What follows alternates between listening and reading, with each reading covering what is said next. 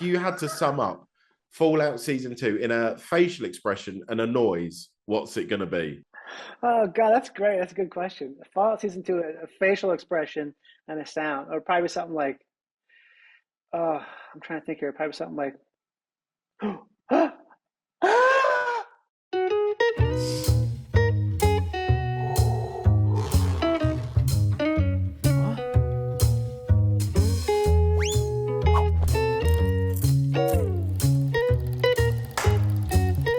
Hello, hello. How are you doing? Good, good. How you doing? I'm doing all right. I don't know why I did the double P sign. It felt like the right thing to do, but then I just sort of like icked myself out. Just not to show. You get to show. You come with peace, right? You say that. Wait until you see the questions I've got. I am not peaceful then. Oh my God, I'm already defensive. Well, maybe you can earn some good points here because I'm going to ask you to help me out. I literally just before this Zoom, I like put toothpaste on my spots.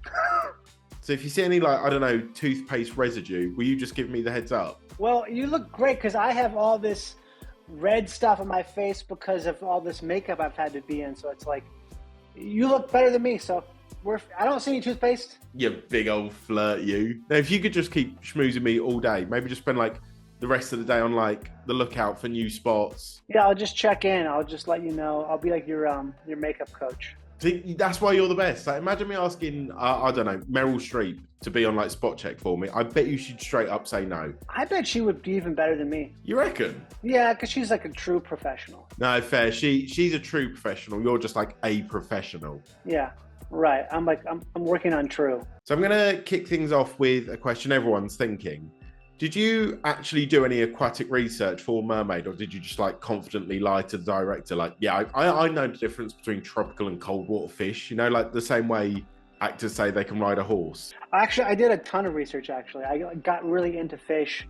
I spent like a whole month just like memorizing different types of fish, which I've all completely forgotten now. They're all gone, except for a couple of them, only because I went fishing after we shot the movie down the Everglades. But yeah, I got really into it. I started going swimming a lot. I would go out to the ocean and go swimming, and I would go like, so I live in California, so it's not the same. It's very different than Florida, but still it is a beach adjacent place. But I would go swimming at the Y. I got a membership to the Y to go swimming there just to get like used to being wet. And you had the cheek to tell me you're not a true professional. Well, I don't know. I mean, there's people who take things much further than I do. I would say I was doing the bare minimum, at least as far as I see it. I mean, you've taken on some pretty wild projects in your time. I mean, you were once the son of an animated Jason Sudeikis, but what was your first thought when you read the script for Mermaid? Because bloke finds a mermaid, names her Destiny, keeps her in his tub. It isn't like your everyday bit of reading, is it? Yeah, I don't know. I mean, my first thought was, gosh, I mean, I just had a lot of questions because I was just so interested in what the mermaid was going to look like, because I knew it was going to be a creature. It wasn't going to be something pretty. It was going to be something kind of, scary. So, I mean, because also I joined the process really early, so I read like a really early draft of the script. Man, I was just like so into it. I didn't really have a lot of questions as much as I did just, I was just so excited about getting into the whole Florida of it all, because I'm a big fan of Florida in terms of like the spectacle of Florida. Yeah, Mate, some of the best films are based in Florida. Like the Florida Project is just the most gorgeous film ever. Oh my God, I love it. It's one of my absolute favorites. Yeah, it really captures it. Did you get to do a binge watch of Florida films to like really try and research for your character, Doug? I think I did. Yeah, I did a lot of that. Also, just a lot of films about like loners, like guys who are kind of. I mean, I watched Punch Drunk Love was definitely an inspiration for me. That character that Adam Sandler plays is such an interesting kind of a loner character. I think I watched John Sayles' movie. What's it called? I can't think of what it's called right now for some reason. Is it Sunshine State? That movie, I think it's from the early 90s. It's about Florida. I used to also that show. There's a great show that was on Netflix years ago called Bloodline with Ben Mendelsohn and all these great actors. And that show to me is a very incredible essence of Florida. It's much more dramatic and darker. But yeah, I did really kind of get into the whole Florida of it all. Well, that's a rule of thumb, isn't it? I mean, if Ben Mendelsohn's in something, you should probably be inspired by it. That's just law. And you mentioned the early version of the script there. How does the film we see now differ from the first screenplay you read? It's hard to even remember. It's been so long. It's been a couple of years now since I read those first drafts of it. I guess it's just like we lost a lot of scenes, gained some scenes. Just some of the just the character of Doug was really fleshed out a lot more in terms of like who he was and where he was coming from and stuff like that. And I think some of the action scenes and stuff like that wasn't quite fully dialed in yet. So I think it's not nothing huge. It was still the same movie, but there was like a lot of things that are just more visceral later on. So how close are you to Doug in real life? Like, do you feel there's a version of him like living in the back of your brain? Yeah, there definitely is. I mean, it was like a hard character to shake, for real. It was one of the hardest I've ever had leaving a character, because he's so quiet and he doesn't move very much, and he's very his senses are so dulled from drugs. He's very, very focused, and I'm not that way. If I see myself on a podcast or something like that, and you fast forward it, I'm like moving around all the time, and the other person is just sort of sitting there all nice. I'm thinking like, God damn, I fidget around all the time. I'm always moving and stuff and repositioning, and this character is not that way at all. So it was really fun to play him, but it took me a good month and a half to get out of it. I think it was once I shaved the goatee and stuff, because I was living in him for a while because I kind of liked it. But one of my good friends was like, "Hey man, I'm kind of worried about you," and he was. And so eventually, yeah, I was like, "Oh yeah, I gotta break out of this guy," you know. But yeah, I do. There's definitely a piece of him in me somewhere. Yeah, in the nether regions. What was the vibe on set between takes? Like, were you like really like in it? Like, did you find it hard to snap out of Doug mode? Yeah, I was in it. I was definitely in it. I mean, I wouldn't say it's like being in it is not really that dramatic of a thing, but it was definitely something where once I left Florida, then it was more noticeable because he sort of fits in with that environment there. But once I left, it was really, this is a different guy, and I don't know if I really should be living in this as much as I am. My God, I'm so pleased I've got you and not Doug. Yeah, Doug would just be like,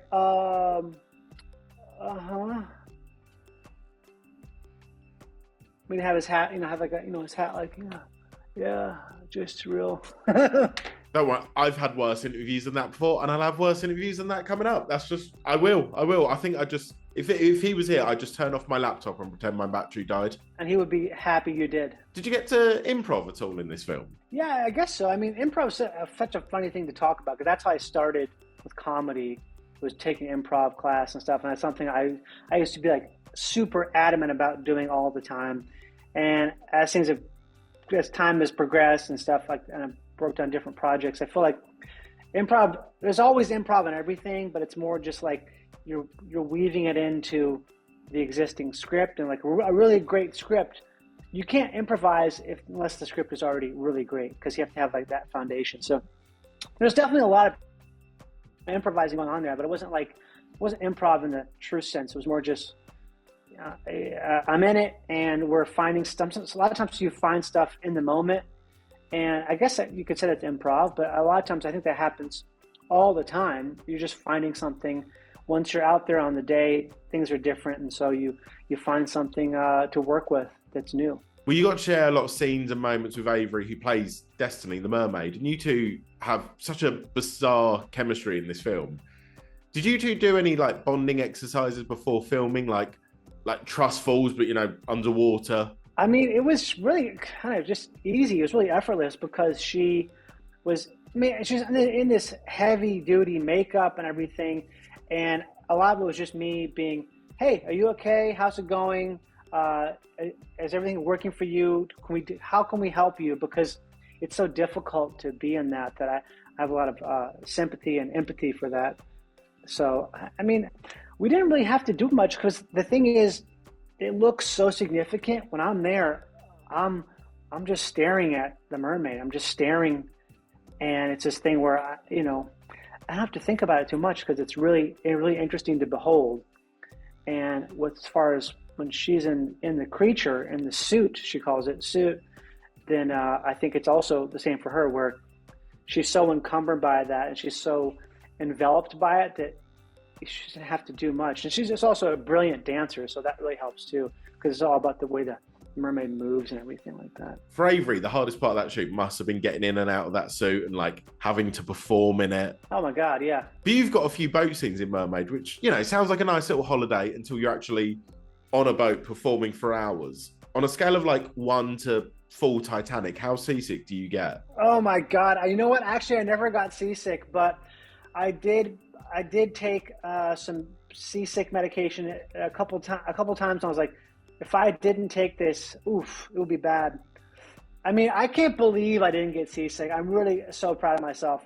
I think it was maybe just the fact that the days we were shooting on boats were so it was so difficult and such long hours, and we were such cramped quarters and all this stuff that I think maybe I just didn't have time to get sick. And also, it's all about, when you're on a boat, it's all about what you eat. You have to be careful. You got to eat, like, have a Coca-Cola, maybe some crackers, nothing too crazy. As long as you just keep your stomach kind of empty and don't eat anything crazy, usually you can get by with it. You usually can handle it. But I definitely felt queasy. That's genuinely solid information. Yeah, I learned it from some pilots years ago, because I had the incident where I was doing this show. This is forever ago, doing like this weird stunt show thing, and I got incredibly sick in an airplane because I ate like a huge lunch right before we went up. And they were like, "Don't do that. Just have a couple of crackers and a Diet Coke. Like, that's all you should have." Like, okay. So now I just watch what the old dudes are eating, and I'll just have all that. I know I've already said this, but that's the first time I've spoken to an actor and walked away going like, I have genuinely got some useful information from that. Just a couple crackers and a Coke. That's all you should be eating. Thank you for bettering my life there. Like, not that I ever go on boats. Well, now you can. Now that you're just imparting wisdom on me, I want you to settle a sort of lifelong internet debate. So we're in a judgment-free zone here. Would you rather get freaky with top half human, bottom half fish, or the reverse, fully fish face, human legs situation? Oh, I mean, first, I didn't know this was a debate. Yeah, I'm worried it might just be my algorithm. Yeah, you've got a weird one. We all have, like, you see someone else's algorithm, you're like, what the hell are you doing? Because I know mine's pretty basic. But, I mean, obviously it's top half fish, because you never get to see that. Yeah. I'm glad you put that debate to rest as the official king of the mermaids. I am crowned that. I'm self-titled king of all things mermaid. As we're diving into the theoretical, I've got a quick challenge for you. So much like Doug does with Destiny, I want you to figure out where you're going to hide and house these 3 fictional characters in your own home. So where are you keeping E.T., Shrek, and Thaddeus from Fallout? Okay. E.T.'s easy. My wife has tons of those, like plushy dolls and stuff. So I'm definitely going to hide them just like they did in the movie, and with the plushies. So I'll mix in there. What was the second one? Okay, E.T. Second one was Shrek. Oh God, Shrek. Shrek, I'm gonna put it in the backyard, or as you guys call it, a garden, right? Lovely work. You've done your research. In the garden, I'm gonna put him in the garden among this ginger plant I have, because I think he'll blend right in. And then I think for Thaddeus, I think I would probably dig a hole underneath the house. I would hide Thaddeus underneath the house in the crawl space, because he's used to being dirty and uncomfortable, so he would love it down there. Yeah, just give him a couple cold hot dogs and he's fine. There was a little bit of malice in your eyes. I'm kind of scared. Yeah, a little bit. So on that note, let's pivot to the Wasteland. I mean, Fallout. My God, what a show! Like, what's it like? Filming the second season and then going to I don't know, Reddit, seeing people's theories, guessing if Thaddeus is dead or is he a ghoul? Is he doing a buddy comedy spin-off with Walton Goggins? The speculations are rampant. It's crazy how much people, just the tiniest thing, like, people read into everything with Fallout. It's really cool. That is so true. Like, I could go online, see a picture of you wearing like green trainers, and everyone in the comments like, green, the color of a Pip-Boy screen, it must be. I know. Yes, people like interpret every color I wear to mean like it's like me being like, wink, wink, this is happening. I love seeing that stuff. It's so funny. Have you ever come across like really obscure theories that you've seen and you just know would never ever happen? Oh my gosh, I don't even know because I don't know the lore of the world. Because there's people they have like a PhD in Fallout. Like literally, they have spent enough time in that game to have a doctorate in that. So for me, there's stuff to where I don't even know what they're referencing. Also, I don't look at this stuff. I hear secondhand a lot about it, but I mean, there's nothing I wouldn't put past someone to say about the show. Or I mean, there's all kinds of stuff. People basically they'll say anything they want. I'm trying to think what the weirdest thing I've seen. I don't even know. It's just all just so. The best was I think I was wearing a yellow shirt and a blue jacket in an interview at South by Southwest, and someone commented on like a TikTok video like, "Oh, he's definitely in the vault. He's wearing blue and yellow." I'm like, "What the heck?" You've really done it for yourself with the blue and yellow lights behind you, by the way. Yeah, exactly. Yeah, everything is a subtle hint to people like that. Well, I know you can't give anything away. I mean, unless you want to, you can just tell me every major plot point of season 2. I'm here for it. I don't mind. But what is the moment you're most excited for fans to see from this second season? Gosh, I mean, there's just so much stuff. It's really like, it's just absolutely, I can't believe how much they've ratcheted up oh man. I would say the stuff I'm most excited to see is just, it's so hard to say anything without saying something, you know what I mean? It's so hard for me to be like, to say something without saying something where someone's going to run in here with a pipe and beat my teeth out for disclosing something.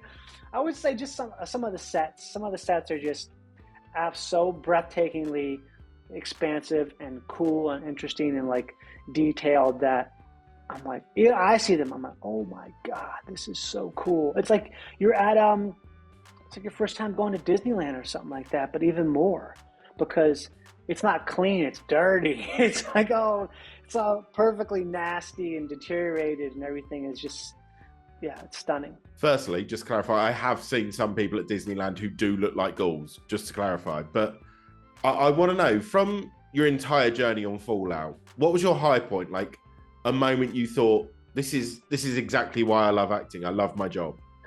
Maybe, I think there's one day on season 1 where Thaddeus is being lowered into Philly.